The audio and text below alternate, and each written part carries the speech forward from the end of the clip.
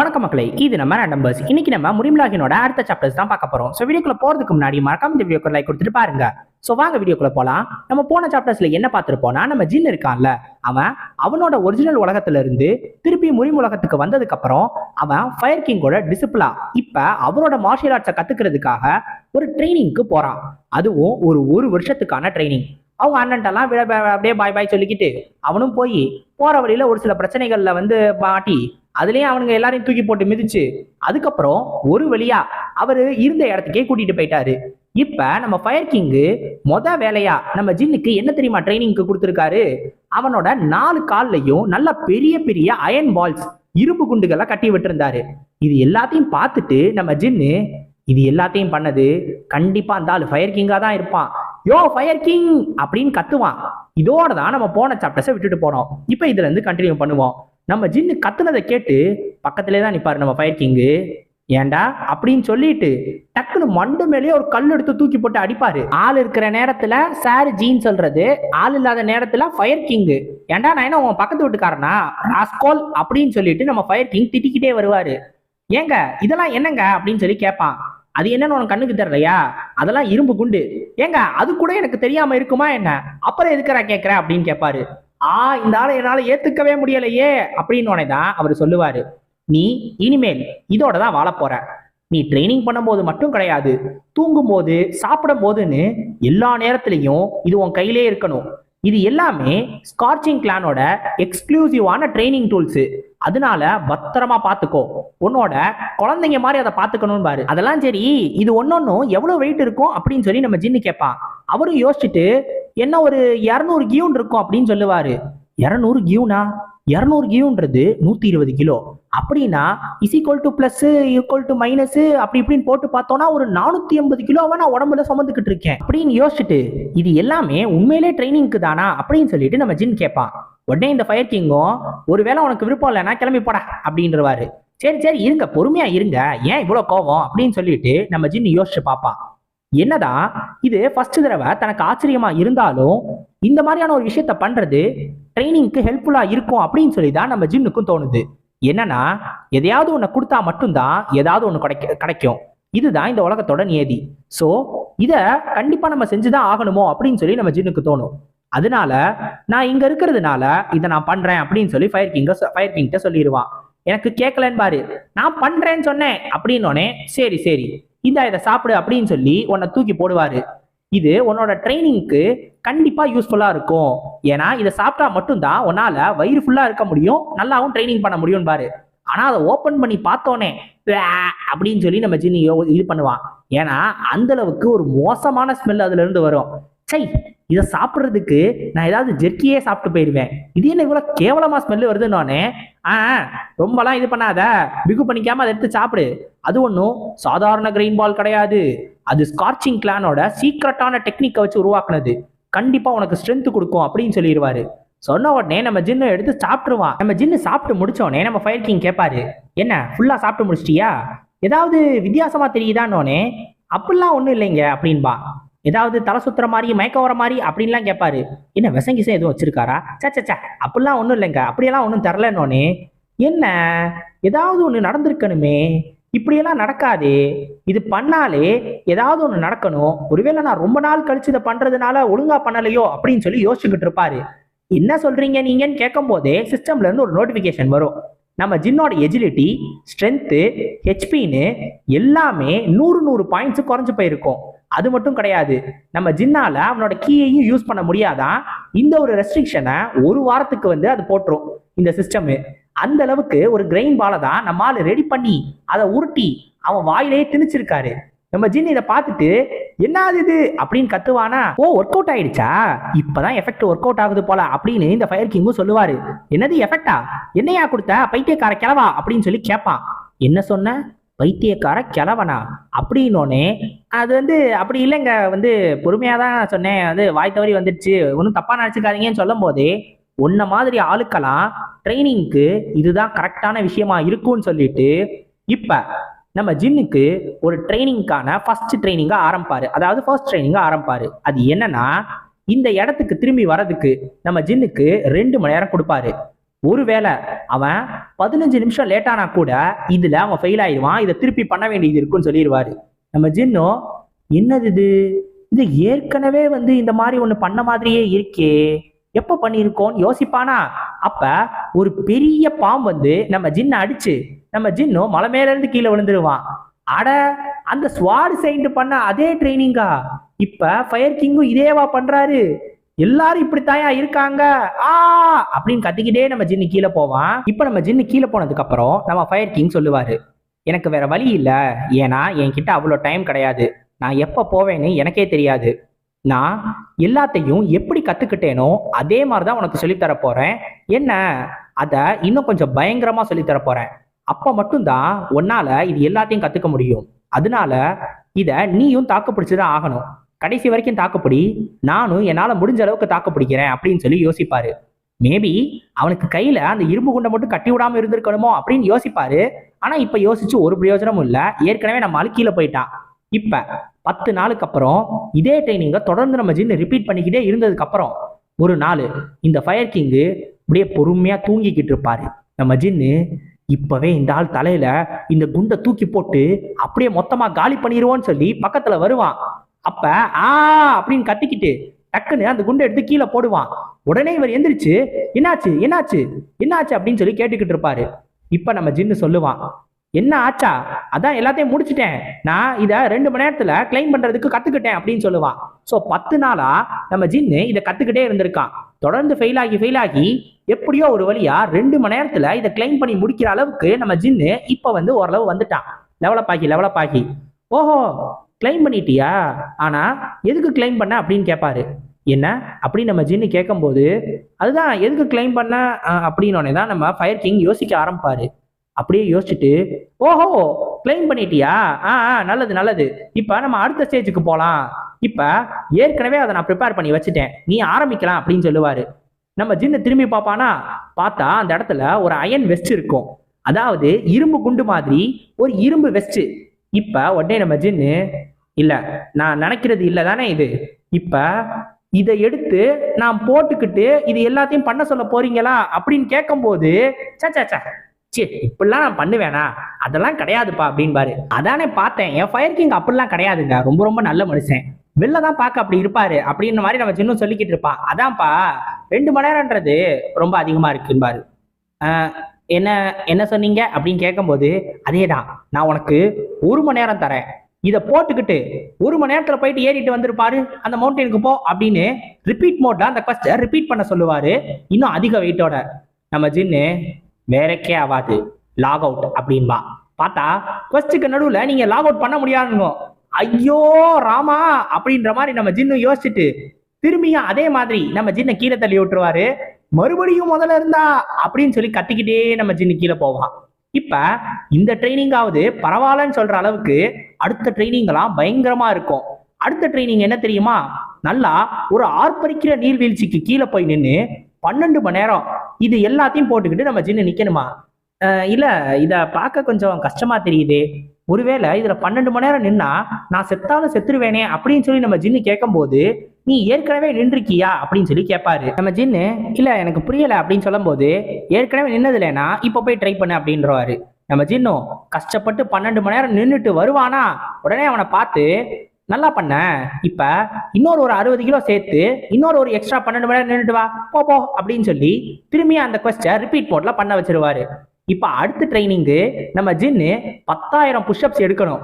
நம்ம ஜின்னும் 9,982 9,983 சொல்லும் போது, தம்பி நீ நல்லா தான் பண்ற, ஆனா அந்த இரும்பு குண்டெல்லாம் தரையில இருக்கு பாரு, அதை எடுத்து உன் முதுகு மேல வச்சுக்கிட்டு திரும்பி ஒரு 10,000 புஷ்அப்ஸ் பண்ணிரு அப்படின்னு சொல்லி ஆரம்பத்துல சொல்லாம கரெக்டா முடிக்க போற நேரத்துல சொல்றாரு. நம்மால திரும்பி ரிப்பீட் மோட்ல இதை திரும்பி பண்ண வேண்டியதா இருக்கும். இப்ப அடுத்து இந்த பனிகாலத்துல போயிட்டு ஒரு பறவையோட கூட எடுத்துட்டு வா, அதுவும் ஸ்வாலோவோட கூட எடுத்துட்டு வா அப்படின்னு சொல்லிடுவாரு. நம்ம ஜின்னு ஏங்க இந்த பனிகாலத்துலலாம் ஸ்வாலோ எங்கேயாவது போயிருக்குங்க, இங்க எப்படி இங்க இருக்கும் அப்படின்னு சொல்லும் போது, உனக்கு தெரியுமா எனக்கு தெரியுமா, இந்த மவுண்டெயின்ல நான் பிறந்ததுல இருந்து இருக்கேன், எனக்கு தான் தெரியும், நீ போ கண்டிப்பா பறவையோட கூடு இருக்குன்னு பாரு. நம்ம ஜின்னும் கஷ்டப்பட்டு மலை ஃபுல்லா தேடி ஒரே ஒரு பறவையை கண்டுபிடிச்சு அதோட கூடையும் எடுத்துட்டு வருவான். ஆ, ஸ்வாலோஸ்லாம் உண்மையிலே இங்கே தான் இருக்கா? நானே பார்த்தது இல்லையே, ஆச்சரியமா இருக்கே அப்படின்னு அதிர்ச்சியா கேட்பாரு. அப்போ உனக்கு தெரியாது, தெரியாம என்ன வச்சு டெஸ்ட் பண்ணி பார்த்துருக்கேன்னு நம்ம ஜின்னு யோசிச்சுக்கிட்டு இருப்பான். இப்ப அடுத்து வரிசையா எல்லா ட்ரைனிங்கும் நம்ம ஜின்னுக்கு போயிட்டே இருக்கோம். இப்ப இது எல்லாத்தையும் நம்ம ஜின்னு கரெக்டா பண்ண ஆரம்பிச்சிருவான். அதாவது எக்ஸாக்டா அவர் சொல்ற நேரத்துல சொல்ற மாதிரியே பண்ண முடியற அளவுக்கு வந்துருவான். இப்ப இதே ட்ரைனிங்க இன்னும் சூப்பரா மாத்தணுன்றதுக்காக என்ன தெரியுமா பண்ணுவாரு? நம்ம ஜின்னு ஒவ்வொரு நாளும் காலையில எந்திரிச்சு அந்த மவுண்ட் ஜிகுவா இருக்குல்ல, அதுல அவன் ஏறி ஏறி இறங்கினால, அதுவும் 1 மணி நேரத்துல அத 3 தடவை பண்ணணுமா. அதை பண்ணிட்டு 10,000 புஷ்அப்ஸை ஒரு கை வச்சு பண்ணணுமா, அதுவும் ஒவ்வொரு கைக்கும் பண்ணணுமா. அதை பண்ணி முடிச்சுட்டு அடுத்து ஹார்ஸ் சான்ஸ்ல அந்த ட்ரைனிங்கு அந்த இதுக்கு வாட்டர் ஃபாலுக்கு கீழே நிக்கணும்ல, அதை 12 மணி நேரம் பண்ணணுமா. நம்ம ஜின்னும் கேட்பான், ஏங்க உங்களுக்கு என்ன மூளையில குழம்பி போச்சா அப்படின்னு கேட்கும்போது, தம்பி ஒருவேளை உனக்கு பேச விருப்பம் இருக்கு அப்படின்னா இன்னொரு 300 கிலோ சேர்த்துக்கிட்டு இது எல்லா ட்ரைனிங்கையும் பண்ணுன்றவாரு. உடனே நம்ம ஜின்னு ஆ அப்படின்னு சொல்லிட்டு இந்த ட்ரைனிங்கையும் பண்ண ஆரம்பிப்பான். அதுவும் டெய்லியும் பண்ண ஆரம்பிப்பான். அவர் சொன்ன மாதிரியே நம்ம ஜின்னும் இந்த ட்ரைனிங்லாம் பண்ணும்போது ஆரம்பத்துல அவனுக்கு ஒரு சில டவுட்ஸ் இருந்துச்சு. ஆனா போக போக இந்த ட்ரைனிங்கை பண்ண இதனால பலன் இருக்குன்றத நம்ம ஜின்னும் புரிஞ்சுக்கிட்டான். அதுதான் லெவலப். ஸோ தொடர்ந்து நம்ம ஜின்னு லெவலப் ஆகிக்கிட்டே இருந்திருக்கான். அது மட்டும் கிடையாது, இந்த மாதிரி ஒருத்தர் ரொம்ப எக்ஸாஸ்ட் ஆகும்போது, அதாவது அதிகமான அளவுக்கு தன்னோட பாடியை அவங்க யூஸ் பண்ணும்போது அவங்களுக்கு டைமும் வேகமா போற மாதிரி தெரியும். ஏன்னா முக்காவாசி நேரம் அவங்களுக்கு இதுலயே போயிடும், நம்ம ரெஸ்ட் எடுக்கிறதுலயே. ஆனா நம்ம ஜின்னுக்கு ரெஸ்டும் கிடையாது. தொடர்ந்து ட்ரைனிங் பண்ணிக்கிட்டே இருக்கிறதுனால டைம் எப்படி போகுதுன்னே தெரியாம ரொம்ப வேகமா டைம் போக ஆரம்பிச்சிடும். போக போக இந்த ட்ரைனிங்கும் ரொம்ப பயங்கரமா மாறிக்கிட்டே போகும். இன்னும் எக்ஸ்ட்ரா வெயிட்னு நம்ம ஜின்னும் இது எல்லாத்தையும் தொடர்ந்து பண்ணிக்கிட்டே இருந்திருப்பான். நம்ம ஜின்னு இப்ப ஒரு நாள் அதே மாதிரி அவனோட ட்ரைனிங்கை பண்ணிக்கிட்டு இருக்கும்போது இந்த சிஸ்டம்ல இருந்து நோட்டிபிகேஷன் வரும். அவனோட ட்ரைனிங்கை கம்ப்ளீட் பண்ணதுக்கு அப்புறம், நீங்க உங்க கை அப்புறம் கால்கான பஞ்சு கிக்குக்கான ட்ரைனிங்கை கம்ப்ளீட் பண்ணிட்டீங்க, எந்த ஒரு எரரும் இல்லாம இதை நீங்க தொடர்ந்து சூப்பராகவே பண்ணியிருக்கீங்க. ஸோ நீங்க இதுக்கப்புறம் ஏதாவது ஒரு மார்ஷியல் ஆர்ட்ஸ் இதை பேஸ் பண்ணி கத்துக்கிட்டீங்க அப்படின்னா, ஒரு ஃபிஸ்ட் டெக்னிக்கோ இல்லை ஒரு லெக் டெக்னிக்கோ கத்துக்கிட்டீங்கன்னா அது இன்னமும் உங்களுக்கு அதிகமான பூஸ்டப் ஆகும், உங்களுக்கு அதை ஈஸியாக கத்துக்க முடியும் அப்படின்ற மாதிரி சொல்லும். ஏன்னா அவன் ட்ரைனிங் முடிச்சுட்டான். ஸோ அவனோட கை இப்போ இரும்பு மாதிரி இருக்கும். ஆனா அதுக்கான டெக்னிக்கை அவன் கிட்ட இல்லை, ஒரு மார்ஷியல் ஆர்ட்ஸ் டெக்னிக்கு. அதை ஒருவேளை கத்துக்கிட்டானா அது இன்னும் பவர்ஃபுல்லா இருக்கும் அப்படின்னு சொல்லி இந்த சிஸ்டம் சொல்லும்.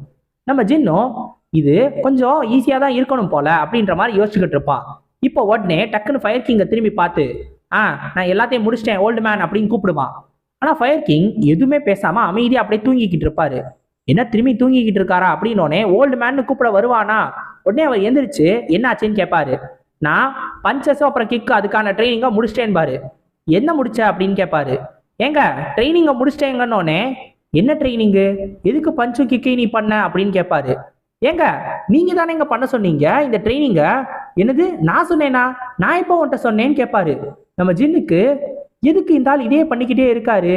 ஏங்க அதிகமாக தான் ட்ரைனிங் பண்ணணும்னா அதை சொல்லிடுங்க, நான் கண்டிப்பா பண்ணதான் போறேன், நீங்க சொல்லனாலும் பண்ணதான் போறேன், அதுக்காக இப்படிலாம் பண்ணாதீங்க அப்படின்னு சொல்லும் போது அவரு யோசிச்சுக்கிட்டே இருப்பாரு. என்ன நான் என்ன உன்கிட்ட விளையாண்டுக்கிட்டு இருக்கேன்னு நினைக்கிறியா, நீ என்ன சொல்றேன்னு எனக்கு புரியல, நான் உன்னை பார்த்துக்கிட்டு தானே இருக்கேன்னு சொல்லும் போதுதான் டக்குனு இவருக்கு ஞாபகம் வரும். உடனே ஓஹோ ட்ரைனிங்கை முடிச்சிட்டியா அப்படின்னா திரும்பியும் போய் பஞ்சஸ் அண்ட் கிக் ட்ரைனிங்கை திரும்பியும் பண்ணு அப்படின்னு சொல்லிடுவாரு. இப்போ நம்ம ஜின்னு உடனே அமைதியா இருந்து, ஓல்ட் மேன் உங்களுக்கு முடியலை தானே அப்படின்னு சொல்லி கேட்பான். இதை கேட்ட உடனே தான் நம்ம ஃபயர் கிங்கும் அப்படியே அமைதியா இருந்துட்டு, என்னை ஃபாலோ பண்ணிட்டு வா, நான் உன்னை ஒரு இடத்துக்கு கூட்டிட்டு போகணும் அப்படின்னு சொல்லுவாரு. ஆக்சுவலா நம்ம ஃபயர் கிங்குக்கு ஒரு நோய் இருக்கு, டிமென்ஷியா. ஒரு மோசமான நோய் தான் நம்ம ஃபயர் கிங்குக்கு இருக்கு. இந்த டிமென்ஷியான்றது வெறும் மறதி மட்டும் கிடையாது, அதாவது பாஸ்டை மட்டும் மறந்து போறது கிடையாது, அதாவது நடந்த சம்பவங்களை மறந்து போகுதுன்னு சொல்லுவாங்கல்ல, அது மட்டும் இல்லாம டே டு டே லைஃப்ல நம்ம என்ன பண்ணணுன்றதையும் கூட நம்ம மறந்து போயிடுவோம். அந்த மாதிரியான விஷயத்தை தான் நம்ம டிமென்ஷியான்னு சொல்லுவோம். இது எக்ஸாக்டா ஒரு நோயின்னு சொல்றதை விட நிறைய கண்டிஷன்ஸ் ஒன்னா சேர்ந்தது தான் டிமென்ஷியா அப்படின்ற மாதிரி சொல்லுவாங்க. ஸோ எனக்கு புரிஞ்ச வரைக்கும் தான் நான் சொல்றேன், நான் எக்ஸாக்டான மீனிங் சொல்றேனான்னு எனக்கு தெரியல. அல்சீமர்ன்றது தான் மறதி வியாதி. ஸோ இந்த மாதிரியான ஒரு வியாதி தான் நம்ம ஃபயர் கிங்குக்கு இருக்கு. என்னதான் விஞ்ஞானம் எவ்வளவு வளர்ச்சி அடைஞ்சிருந்தாலும் இந்த மாதிரியான ஒரு விஷயத்த குணப்படுத்துறதுன்றது கஷ்டம், அதுவும் ஃபுல்லா குணப்படுத்துறதுன்றது கஷ்டம். ஆனா இதோட ப்ராக்ரஷனை நம்மளால கண்டிப்பா குறைக்க முடியும். இப்ப நம்ம ஜின்னை நம்ம ஃபயர் கிங் கூட்டிட்டு போயிட்டு இருப்பாரு. அப்ப நம்ம ஜின்னு யோசிப்பான், இதையே நான் யோசிக்கவே இல்லை, ஆரம்பத்துல இருந்தே இது நல்லாவே எனக்கு தெரிய வந்துச்சு, ஆனா நான் தான் இதை ஒழுங்கா கவனிக்காம போயிட்டேன். அவரு எனக்கு ட்ரைனிங் கொடுக்க ஆரம்பிச்சதுல இருந்து ரொம்ப அதிகமா தூங்க ஆரம்பிச்சாரு. அதே மாதிரி நிறைய விஷயங்களை மறந்து போய்கிட்டே இருந்தாரு. இது எல்லாத்தையும் ஒழுங்கா கவனிச்சிருந்தேன்னா நான் இதை கண்டிப்பா கண்டுபிடிச்சிருக்க முடியும். ஆனா நான் இது எல்லாத்தையும் கண்டுக்காம போனதுக்கான காரணம், அதுவும் ஒரே காரணம் என்னன்னா, இவரு fire king, the great fire king Seok ஜியோங்காங்.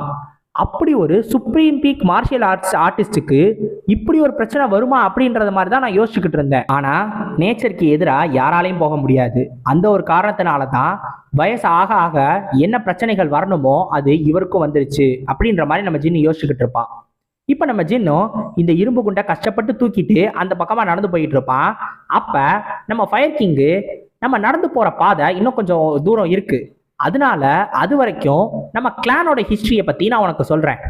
ஒரு பல 100 ஆண்டுகளுக்கு முன்னாடி இந்த கிளானை முதல்ல உருவாக்குன அந்த ஆன்செஸ்டர் தான் அந்த ஒரு நேரத்துல ரொம்ப ரொம்ப ஸ்ட்ராங்கஸ்டான ஒரு ஆளா இருந்தாரு. இருந்தாலும் அவருக்கு நிறைய எனிமீஸ் இருந்தாங்க. அதுக்கப்புறம் வந்தது 2வது கிளான் லீடர் அப்படின்னு எக்கச்சக்க மொத்த பேரையும் பத்தி சொல்லிக்கிட்டு இருப்பாரு. இது வரைக்கும் வந்தவங்க எல்லார பத்தியும் சொல்லிக்கிட்டு இருப்பாரு. அதுக்கப்புறம் தான் இந்த கிளான்ல 17வது லீடர் வந்தாரு. அவரு இது வரைக்கும் கொண்டு வந்தவங்க எல்லாரோட லெகசியையும் அடுத்த கட்டத்துக்கு எடுத்துட்டு போகணும் அப்படின்னு எல்லாத்தையும் பண்ணாரு. ஆனா அதை ஃபுல்லா பண்ணாரான்னு கேட்டா இல்லைன்னு தான் சொல்லணும். ஏன்னா 18வது ஆளா என்ன சூஸ் பண்ணியிருக்காரு. அதுதான் அவர் பண்ணதுலேயே பெரிய தப்பு. ஏன்னா என்னால அதை கொண்டு போக முடியுமா அப்படின்றது எனக்கு தெரியல. மேபி என்ன அதுக்கப்புறம் குறை கூட சொல்லலாம் அப்படின்ற மாதிரி நம்ம ஃபயர் கிங்கும் சொல்லிக்கிட்டு இருப்பாரு. இப்ப ஸ்கார்ச்சிங் கேவன் அப்படின்னு ஒரு இடத்துக்கு கூட்டிட்டு வந்துருவாரு. இந்த இடம் தான் மொத்த ஸ்கார்ச்சிங் கிளானுக்காக ஆரம்பம். இந்த கிளானோட எல்லா லெகசியும் இங்க இருந்து தொடங்க ஆரம்பிச்சதுதான். இப்ப இந்த ஒரு டோரை ஓபன் பண்ணி நம்ம ஜின்னையும் உள்ள கூட்டிட்டு போவாரு.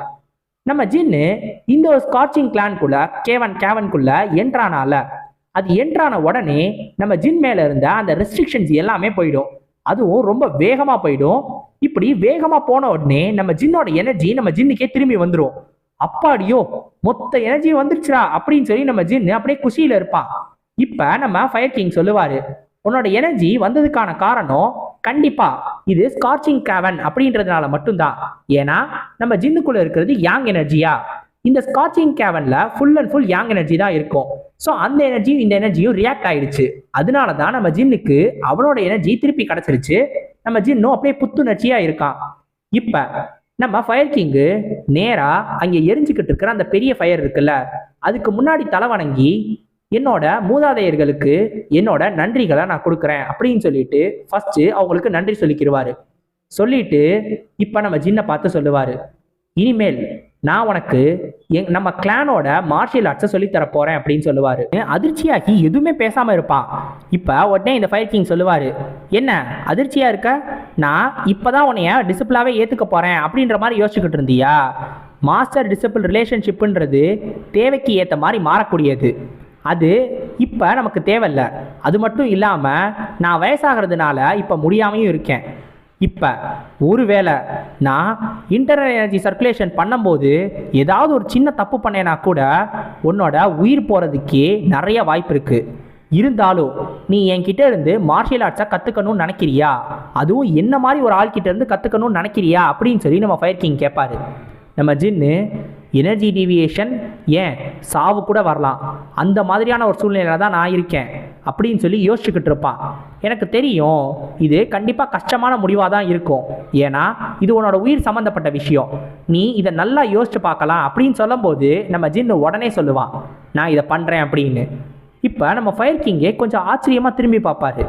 நான் உங்கள் மேலே நம்பிக்கை வச்சுருக்கேன்னு சொல்லுவான். அதுவே எனக்கு போதும்னு சொல்லுவான். இதை கேட்ட உடனே நம்ம ஃபயர் கிங்கு, இந்த ஒரு விஷயத்தில் மட்டும் நீ என்ன மாதிரியே தான் இருக்க அப்படின்னு சொல்லிட்டு, சரி நீ லோட்டஸ் பொசிஷனில் போய் உட்காரு, இப்போ நம்ம எனர்ஜி சர்க்குலேஷனை ஆரம்பிக்க போகிறோம் அப்படின்னு சொல்லுவார்.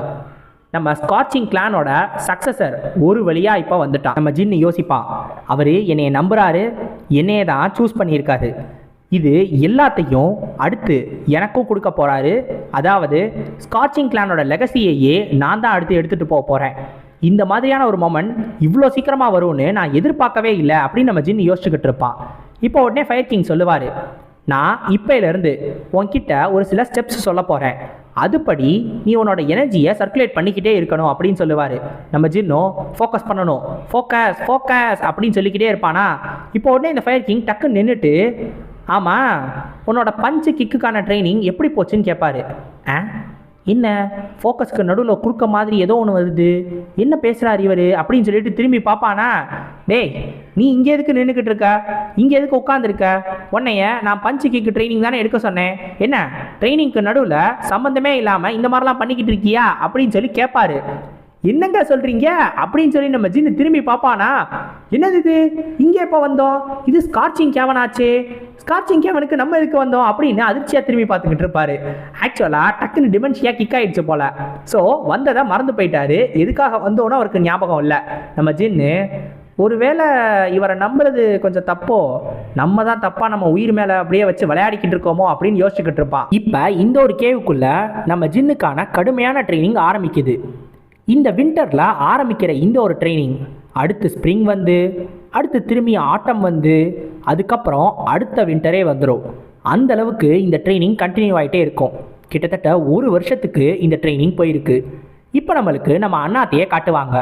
நம்ம அண்ணாத்தை அப்படியே ஒரு பெண்ணை எடுத்து அதை எடுத்து ஒரு பேப்பரில் சிச்சி சிச்சி சிச்சி அப்படின்னு சொல்லி நல்லா தீட்டுன்னு தீட்டிடுவார். தீட்டி முடிச்சுட்டு அப்படியே வச்சிருவார். வந்திருக்கு, நல்லாவே வந்திருக்கு அப்படின்பாரு.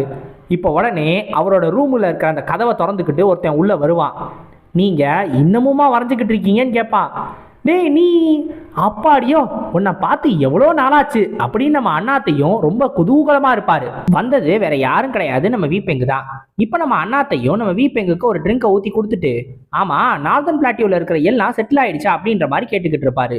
உடனே நம்ம வீப்பெங்கும் சொல்லுவார், ஆமாம் எந்த பிரச்சனையும் இல்லை, அடுத்த ஒரு 10 வருஷத்துக்காவது எந்த பிரச்சனையும் வராமல் இருக்கும் அப்படின்னு சொல்லுவார். ஆக்சுவலாக இந்த நார்தன் பிளாட்டியூன்றது நம்ம ஜின் ஃபேமிலிக்கு வந்து கூட சண்டை போட்டானுங்களா அந்த மவுண்டைன் ஸ்வாட் செக்ட், அவனுங்க செக்ட் இருந்த இடத்துக்கு கொஞ்சம் மேலே இருந்த இடம். ஸோ இந்த நார்தன் பிளாட்டியூவில் அதிகப்படியான கொள்ளக்காரங்க வந்துட்டாங்க. ஏன்னா மவுண்டைன் ஸ்வாட் செக்ட் இப்போ வந்து பவரில் இல்லை அப்படின்றதுனால அந்த ஏரியாவை சுற்றி நிறைய கொள்ளக்காரங்க வந்துட்டாங்க. ஸோ அந்த கொள்ளக்காரங்கனால அந்த இடமே ரொம்ப பிரச்சனைக்குள்ளாயிடுச்சு. அதனால அதை சமாளிக்கிறதுக்காக தான் நம்ம வீப்பெங்கு ஒரு தனிப்படையை கூட்டிட்டு போயிட்டு அவனுங்க எல்லாரையும் சமாளிக்கிறதுக்காக போயிருக்காரு. ஸோ 4 மாசத்துக்கு முன்னாடி போனவர் 4 மாசமா எக்கச்சக்க ப்ரிப்பரேஷன் பண்ணி அங்கங்க பதுங்கி இருந்த எல்லா கொள்ளக்கார கூட்டத்தையும் மொத்தமா காலி பண்ணி இருக்காரு. அவங்களோட கேப்டனா இருந்து அவரு இந்த ஜின் டிராகன் ஸ்குவாடை கூட்டிட்டு போய் இந்த பிளாட்டியூல இருந்த எல்லா கொள்ளக்காரங்களையும் கிளியர் பண்ணிட்டாரு. ஆனா இது எல்லாத்துக்கும் ரொம்ப ரொம்ப ஹெல்ப்ஃபுல்லா இருந்தது யார் தெரியுமா? நம்ம 3 பொண்ணோட கிளானு தான். எக்கச்சக்க இன்ஃபர்மேஷன்ஸை கொடுத்து இவங்க எல்லாருக்கும் இந்த மிஷனை ரொம்ப ரொம்ப சக்சஸ்ஃபுல்லா மாத்தி இருக்கு. ஆனா இந்த மிஷனுக்கு நடுவுலையும் ஒரு பெரிய பிரச்சனை வந்திருக்கு. ஆயிரக்கணக்கான நோமட்ஸ் இவங்க எல்லாரும் இவங்களுக்கு கண்ணு முன்னாடி வந்து நின்றுருக்காங்க. இவங்க எல்லாரையும் பார்த்தப்ப நம்ம வீப்பெங்கே ஒரு செகண்ட் ஆடி போயிட்டாராம். அப்படி ஒரு சிச்சுவேஷன்ல என்ன பண்றதுன்னு அவருக்கே தெரியலையா. ஆனா அந்த நேரத்துல தான் ஒரு முக்கியமான இன்சிடென்ட்டும் நடந்திருக்கு. ஆக்சுவலா இந்த நோமட்ஸ்க்கு தலைவனுங்களா 2 பேர் வந்திருக்கானுங்க. இந்த 2 மொட்டையையும் நம்ம ஏற்கனவே பார்த்துருப்போம். சின்ன வயசுலேயே வழுக்க விழுந்த மொட்டை அப்படின்னு சொல்லி நம்ம ஃபயர் கிங்கும் சொல்லியிருப்பார்ல, அவனுங்க தான். ஸோ இவனுங்க 2 பேரும் நம்ம ஃபயர் கிங்கை பார்த்த காரணத்தினாலையும் நம்ம ஃபயர் கிங்குக்கும் நம்ம ஜின் டேக்கியும்க்கும் என்ன ரிலேஷன்ஷிப் இருக்கு அப்படின்றது தெரிஞ்ச காரணத்தினாலையும் நான் உங்க கூட சண்டை போட வரல, நான் உங்களோட ஃப்ரெண்ட்ஸாக தான் இருக்க வந்திருக்கேன் அப்படின்னு சொல்லிட்டு போயிருக்கானுங்க. ஆக்சுவலாக அவனுங்களுக்கு மொழி புரியாதான், அவனுங்க வேற மொழிக்காரனுங்களா இருந்தாலும் ரொம்ப ரொம்ப பேசிக்கான வந்து மொழியை வச்சு அதை வச்சு எப்படியோ புரிய வச்சிருக்கானுங்க. அப்படி புரிய வச்சு ஒரு சில ட்ரெஷர்ஸையும் வேற கொடுத்துட்டு போயிருக்கானுங்களா, இந்தாங்க இதை வச்சுக்கோங்க, இனிமேல் வந்து நம்ம ஃப்ரெண்ட்ஸாவே இருப்போம் அப்படின்னு. ஒரு காலத்துல அவனுங்க இந்த ஜின் ஃபேமிலியை எடுக்கணும்னு சொல்லி பிளான் போட்டுக்கிட்டு இருந்தவனுங்க. ஆனா ஃபயர் கிங்னு ஒருத்தரை பார்த்ததுக்கே வந்து இவ்வளோ பயந்துட்டானுங்க. அப்ப நம்ம அண்ணாத்தையும் கேட்பாரு, ஆனா ஃபயர் கிங்னு ஒருத்தருக்காக இவ்வளோ பயப்பட தேவையில்லையே, அவனுங்க எதுக்கு இவ்வளோ பண்றானுங்க அப்படின்னு கேட்கும்போது ஆக்சுவலா நம்ம வீப்பெங்குக்கும் இந்த ஒரு சந்தேகம் இருந்துச்சான். ஃபயர் கிங்குக்காக எதுக்கு இவனுங்க இவ்வளோ பயப்படுறானுங்க அப்படின்னு. அப்புறம் தான் அவருக்கு தெரிய வந்திருக்கான், நம்ம ஃபயர் கிங்கு அவனுங்க கூட இருந்த அந்த 2 பேருக்கு என்ன பண்ணியிருக்காரு அப்படின்றது. அதை பார்த்ததுனால, அதுவும் அதை நேரில் பார்த்ததுனாலயே அவனுங்க பயந்து போய் இனிமேல் ஃபயர் கிங் கிட்டையும் பிரச்சனை வச்சுக்க கூடாது, ஃபயர் கிங்கோட டிசிபிளோட ஃபேமிலி கிட்டையும் பிரச்சனை வச்சுக்க கூடாது அப்படின்னு சொல்லி முடிவு பண்ணியிருக்கானுங்க. அதனாலதான் இவனுங்களுக்கும் வந்து ஹெல்ப் பண்ணியிருக்கானுங்க. இப்ப நம்ம வீப்பன் கேட்பாரு, ஆமா அந்த காஸ்மிக் ஏஜென்சியோட இருந்த பிரச்சனை இருந்துச்சு, அது என்னாச்சு அப்படின்னு. அதுவா, அது ஈஸியா சால்வ் ஆயிடுச்சு அப்படின்னு நம்ம அண்ணாத்த சொல்லுவாரு. காஸ்மிக் ஏஜென்சின்றது நம்ம ஜின்னு கிட்ட ரசகுல்லா மாதிரி ஒருத்தன் அடி வாங்குவான்ல, அதுவும் அந்த கிங்க பார்க்க போறதுக்கு முன்னாடி அவன் தான் அந்த காஸ்மிக் ஏஜென்சியோட அடுத்த வாரிசு. ஸோ அவனோட அப்பா தான் அதோட லீடர். ஆக்சுவலா அவனோட அப்பா வந்துட்டு நிறைய ஊழல் பண்ணியிருக்காராம். அந்த ஒரு காரணத்தினால கவர்மெண்ட் இந்தியா கண்டுபிடிச்சு அதனாலயே அவர் அந்த ஏஜென்சியை விட்டுட்டு ஓடி போற நிலைமைக்கு போயிட்டாராம். இப்ப அது ஜின் ஃபேமிலியோட சீக்ரெட் ஏஜென்சியா இருக்கான், சாரி எஸ்காட் ஏஜென்சியா இருக்கான். நம்ம அண்ணாத்தையும் இப்ப அதை வச்சுட்டு நிறைய ட்ரேட் பண்ணிக்கிட்டு தெரியுறாரு. எஸ்காட் ஏஜென்சினா நார்மலா ட்ரேட்ஸ்லாம் பண்ணுவாங்க, இப்ப அதை தான் பண்ணிக்கிட்டு இருக்காரு. இது எல்லாத்துக்கும் காரணம் யாருன்னு கேட்டா ஃபயர் கிங் தான். ஏன்னா ஃபயர் கிங்னு ஒருத்தர் ஜின் ஃபேமிலிக்கு சம்பந்தப்பட்டிருக்காரு அப்படின்னு தெரிஞ்ச உடனே நம்ம ஜின் ஃபேமிலியோட புகழ் எங்கேயோ போயிடுச்சு. அந்த ஒரு உச்சத்துல இருக்கானுங்க. இப்ப நம்ம அண்ணாத்த கேட்பாரு, ஆமா அந்த ஜின் டிராகன் ஸ்குவாடோட வைஸ் கேப்டன் இருந்தாரே, அவனுக்கு இது ஃபர்ஸ்ட் மிஷன் தானே, அவன் எப்படி பண்ணா, நீ அவனை அப்சர்வ் பண்ணியா அப்படின்னு கேட்பாரு. உடனே நம்ம வீப்பெங்கும் சொல்லுவாரு, யாரு, அந்த ஹியூக் மூஜின் தானே, அவனுக்கு நானே நேரடியா சொல்லி கொடுத்தேன்னா எல்லாத்தையும் நல்லா கத்துக்கிறான் தான். எனக்கு தெரிஞ்ச வரைக்கும் அவன் கொஞ்சம் டீசென்டான ஆளு தான். ஆனா தேவையே இல்லாம அப்பப்ப அவனை தற்பெருமை அடிச்சுக்கிறான். அதுதான் என்னால தாங்க முடியல அப்படின்னு சொல்லிட்டு நம்ம வீப்பெங் சொல்லுவாரு. அது நம்ம ஹியூக் முஜினுக்கு வழக்கமா வர்றதுதான். அதை எப்ப பார்த்தாலும் நம்ம ஹியூக் முஜின் பண்ணிக்கிட்டே தான் இருப்பான். நம்ம ஜின்னு தான் அவன் கிளம்புறதுக்கு முன்னாடி, ட்ரைனிங்க்கு கிளம்புனால அதுக்கு முன்னாடியே நம்ம ஹியூக் முஜினை வந்து நேரா வீப்பெங்கிட்ட போய் சொல்லியிருக்கானா ஹியூக் முஜினை பத்தி. இவனை வந்து கொஞ்சம் பார்த்துக்கோங்க, இவனுக்கு கொஞ்சம் மார்ஷியல் ஆர்ட்ஸ் கற்றுக் கொடுங்க, கண்டிப்பா நல்லா கத்துக்கிடுவான், எனக்கு நம்பிக்கை இருக்கு, இவன் கொஞ்சம் திறமசாலி தான் அப்படின்ற மாதிரி சொல்லியிருக்கான். அந்த ஒரு காரணத்தினால தான் நம்ம வீப்பெங்கும் வந்து ஹியூக் முஜினுக்கு ட்ரைனிங் கொடுத்துருக்கான். ஆனா ஹியூக் முஜினும் ஓரளவு நல்லாவே கத்துக்கிட்டான். இப்போ நம்ம வீப்பெங்கும், ஆமா இந்த தடவை என்ன வரைஞ்சுக்கிட்டு இருக்கீங்க அப்படின்னு சொல்லிட்டு அதை எடுத்து பார்ப்பான். இதுவா, நான் வந்து தேக்கியும் சீக்கிரமாவே வந்துருவான் அப்படின்றதுக்காக தான் இதை வரைஞ்சிருக்கேன், அது இன்னும் ஃபுல்லா முடியல, அதோட டைட்டில் என்னன்றதையும் நான் யோசிச்சுக்கிட்டு இருக்கேன் அப்படின்னு சொல்லுவாரு. இது என்னது இது அப்படின்னு நம்ம வீப்பெங் கேட்ட உடனே, இதுதானே ஹிடன் டிராகன் ஆஃப் ஷாங்ஸியோட வருகைய சொல்றதுக்காக தான் இது, the entrance of hidden dragon அப்படின்னு சொல்லுவாரு. ஆக்சுவலா ஸ்லீப்பிங் டிராகன் அப்படின்ற நிக்நேமை வந்து ஹிடன் டிராகன் அப்படின்னு சொல்லி தான் இனிமேல் இவங்க கூப்பிட போறாங்க. ஹிடன் டிராகன்ற பேரு கொஞ்சம் நல்லா இருக்கு, அதனால அதுக்கே போகலாம். நம்ம ஸ்லீப்பிங் டிராகன் ஒருவேளை உங்களுக்கு பிடிச்சிருக்குன்னா அதுக்கு வேணா நம்ம போகலாம் திருப்பியும், இல்லைன்னா ஹிடன் டிராகன்னே சொல்லிக்கலாம். இப்போ நம்மளுக்கு திரும்பியும் இந்த மவுண்ட் ஜிஹுவாவை காட்டுவாங்க. ஸோ இந்த மவுண்ட் ஜிஹுவா இருக்குல்ல, இது ஒரு அற்புதமான மவுண்டெயின். என்னன்னா இந்த மவுண்டெயின்ல வளராத ஒரு மெடிசினல் ஹர்பே கிடையாது. எக்கச்சக்க மெடிசினல் ஹர்ப்ஸ் இந்த மவுண்டெயின்ல கொட்டி கிடக்கு. ஸோ இதுக்காகவே இந்த ஹர்ப் எல்லாத்தையும் பறிச்சுட்டு போய் விற்கிறதுக்கு நிறைய பேர் இருப்பாங்கல்ல, இந்த மாதிரி மூலிகைகளை பறிச்சுட்டு விற்கிறதுக்குன்னு, அவங்க எல்லாரும் முக்காவாசி பேர் இந்த மவுண்ட் ஜிஹுவாவுக்கு தான் வருவாங்களாம். அந்த மாதிரி வந்து எல்லாத்தையும் தேடுவாங்க. ஸோ அப்படிதான் இந்த இடத்துக்கு இன்னைக்கு ஒருத்தர் வந்திருக்காரு. ஆனா அவர் இவ்வளோ நேரம் தேடியும் கூட ஒரு மெடிசினல் ஹர்ப் கூட அவருக்கு கிடைக்கவே இல்லையா. அவரும் இன்னைக்கு போறதுக்குள்ள எப்படியாவது ஒன்னையாவது நான் கண்டுபிடிச்சிட்டு தான் நான் போவேன் அப்படின்னு சொல்லிட்டு அப்படியே போயிட்டு இருப்பாரு. அப்ப ஏதோ ஒரு வித்தியாசமா சவுண்டு கேட்கும். அப்பதான் அவர் யோசிச்சு பார்ப்பாரு, ஆமா இந்த மவுண்டெயின்ல வந்துட்டு மேல ஏதோ ஒரு பேய் இருக்கிறதா சொன்னாங்களே, அது கூட யாரை பார்த்தாலும் எரிச்சிருதான், அந்த பேய்கிட்ட மட்டும் நான் மாட்டிக்க கூடாது. இல்ல அந்த மாதிரி எதுவும் இருக்காது, நீ இந்த மாதிரிலாம் வந்து பயந்துகிட்டு இருக்க கூடாது, நீ போயிட்டு சாப்பாடு போடுறதுக்கு அங்கே 8 வாய் காத்துக்கிட்டு இருக்கு, மறந்துடாத அப்படின்னு சொல்லிட்டு அப்படியே வந்து யோசிச்சுட்டு போயிட்டு இருக்கும் போதே டக்குன்னு கல்லு பக்கத்துல ஒரு பேய் வந்து உட்காரும். ஐயோ பேயி அப்படின்னு இவரும் கத்துவாரு. நான் பேய் கிடையாது மனுஷன்தான் அப்படின்னு சொல்லி இன்னொருத்தனும் சொல்லிக்கிட்டு இருப்பான். இவன் யாருன்னு உங்களுக்கு தெரிஞ்சிருக்கோம், நம்ம ஜின்னு தான். உடனே ஜின்னை பார்த்த உடனே, என்னை மன்னிச்சு விட்டுருங்க, எனக்கு குழந்தைங்க வயசான அம்மான்னு நிறைய பேர் இருக்காங்க, என்னை அப்படியே உயிரோட விட்டுருங்கன்னொன்னே நம்ம ஜின்னு டக்குன்னு நம்ம ஃபயர் கிங்கை திரும்பி பார்த்து, யோ தாத்தா நீ இந்த இடத்துல எந்த ஹர்பும் இல்லைன்னு தானே சொன்ன அப்படின்னு சொல்லிட்டு கேட்பான். உடனே நம்ம ஃபயர் கிங்கும், ஓஹோ நீ ஹர்பை தேடி தான் இங்க இந்த இடத்துக்கு வந்திருக்கியா, ஆனா நீ தப்பான இடத்துக்கு வந்துட்ட, உன்னோட டைமை வேஸ்ட் பண்ணாத, திரும்பி போயிடு, ஏன்னா இந்த இடத்துல எந்த ஒரு ஹர்பும் இல்லைன்றவாரு. உடனே ஃபயர் கிங்கை பார்த்த உடனே இந்த கீழே நிக்கிறானே இவன் ஆஹா ஒரு தேவதன் அப்படின்னு வச்சுக்கலாம், இது எங்க இருந்து வந்துச்சுனே தெரியல, தயவு செஞ்சு எனக்கு உதவி செய்யுங்க அப்படின்னு சொல்லிட்டு அப்படியே வந்து அவர் காலிலே விழுந்துருவான். உங்களை உண்மையிலே வந்து டிவைன் ஸ்பிரிட்னு கூப்பிட்டுக்கிட்டு இருக்கான், 3 மாசத்துக்கு முன்னாடி தானே நடந்துச்சு. நீங்க விட்டா டிவைன் ஸ்பிரிட்டாவே மாறி இருப்பீங்க. மறதியில என்னென்னமோ பண்ணிக்கிட்டு தெரிஞ்சீங்களே. எனர்ஜி சர்க்குலேஷன் மட்டும் தப்பா போயிருந்துச்சு. அன்னைக்கே நீங்க மேல போய் மேல இருந்து என்னைய பாத்துக்கிட்டு இருந்திருப்பீங்க. இன்னைக்கு இங்கே இருக்கீங்க அப்படின்னு சொல்லிக்கிட்டு இருப்பான். உடனே அவனை ஒரு அந்த பக்கமா நம்ம ஜின்னை தள்ளி விட்டுருவாரு. ஒன்ன மாதிரி ஆளுக்காக போயிட்டு நான் இந்த ஹேர்ப் எல்லாத்தையும் பறிச்சு கொடுத்தேன் பாரு, நான் இதெல்லாம் பண்ணியிருக்கவே கூடாது அப்படின்னு சொல்லி நம்ம ஃபயர் கிங் சொல்லும் போது உடனே இந்த ஜின்னு ஏப்பம் விடுவான். இந்த மாதிரிலாம் பண்ணிக்கிட்டு தெரியறியா அப்படின்ற மாதிரி அவர் கோவப்பட்டுக்கிட்டு இருப்பாரு. இப்ப உடனே அவரும் அந்த கீழே நின்னார்ல அந்த ஹேர்பை தேடி வந்தவர், இதுக்கு மேல ஒன்றும் கிடைக்காது, நான் வீட்டுக்கே போறேன் அப்படின்னு சொல்லிட்டு வீட்டுக்கு கிளம்புவாரு. உடனே நம்ம ஜின்னு மிஸ்டர் வெயிட் பண்ணுங்க அப்படின்னு சொல்லிட்டு நேரா போயிட்டு ஒரு கின்சங்க எடுத்து அவர் கையில கொடுப்பான். இதை வேணா எடுத்துக்கிறீங்களா அப்படின்னு. ஆனா இது நீங்க ஏன்ட்ட கொடுக்குறீங்களா, ஏன் அப்படின்னு கேட்கும்போது, ஒன்றும் இல்லை, நீங்க இப்படியே திரும்பி போனீங்கன்னா உங்களுக்கு ஒண்ணுமே கிடைக்காது, அதனால நீங்க அட்லீஸ்ட் போறதுக்காவது உங்க செலவுக்கு காசு வேணும்ல, இதை வச்சுக்கோங்க, இதை வச்சு பார்த்துக்கோங்க அப்படின்னு சொல்லுவாரு. இப்போ உடனே நம்ம ஃபயர் கிங் கேட்பாரு, அது ஒன்றும் அவ்வளோ பெரிய விஷயம் கிடையாதே, அதை போய் கொடுக்குறியே, அதனால அவருக்கு என்ன கிடைக்கிற போது, நீ வேற ஏதாவது கூட அப்படின்னு சொல்லும் போது நம்ம ஜின்னு என்கிட்ட வேற எதுவும் இல்லை, இது மட்டும்தான் இருந்துச்சு அப்படின்னு சொல்லுவான். இல்ல உண்மையான மனுஷனா உண்மையிலே கருணையோட இருக்கணும், நீ அதை கொடுக்கறதுக்கு பதிலா ஒரு சில்வர் ஞாங்க அவருக்கு கொடு அப்படின்னு சொல்லுவாரு நம்ம ஃபயர் கிங்கு. உடனே நம்ம ஜின்னும் கேட்பான், சில்வர் ஞாங்கா, அதுக்கு நான் எங்க போறது அப்படின்னோடனே, ஆஹா நீங்க அப்படி வரீங்களா, ஓகே ஓகே அப்படின்னு சொல்லிட்டு நம்ம ஜின்னும் கொஞ்சம் நடந்து போய் இங்க யாருக்காவது மவுண்டேன் கிங்சங் வேணுமா அப்படின்னு சொல்லிட்டு நல்லா கத்தி சொல்லுவான். அந்த மொத்த மவுண்டெயினுக்கும் கேட்கிற மாதிரி அப்படியே எக்கோ ஆயிட்டு இருக்கும். அவனோட கீயை வச்சு சவுண்ட் டிரான்ஸ்மிஷன் மூலமா சொல்லியிருப்பான் போல. இப்ப இதை கேட்டுட்டு நான் அதை வாங்கிக்கிறேன் அப்படின்னு சொல்லி அந்த நாம்குங் கிளானோட பேட்ரியாக்கே வருவாரு. அப்படியா, அது 100 சில்வர் ஞாங்கு அப்படின்னு சொல்லி நம்ம ஜின்னும் சொல்லுவான்.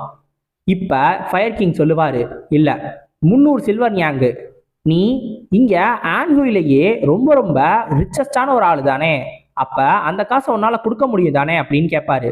கண்டிப்பா, ஃபயர் கிங் மாதிரி ஒருத்தரை பார்க்கறதுக்கு சந்தர்ப்பம் கிடைக்குதுன்னா எவ்வளோ வேணாலும் கொடுக்கலாம், நான் அதை 300 சில்வர் ஞாங்குக்கு வாங்கிக்கிறேன்னு சொல்லிட்டு அவரும் வாங்கிக்கிடுவாரு. இப்ப நம்ம ஜின்னு கேட்பான், நான் உங்க பேரை தெரிஞ்சுக்கலாமா அப்படின்னு.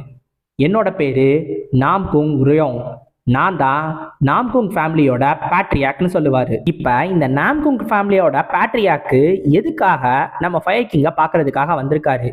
ஏற்கனவே 1 வருஷத்துக்கு முன்னாடியே இவர் தான் நம்ம ஜின்னை பத்தியும் தேட சொன்னாரு.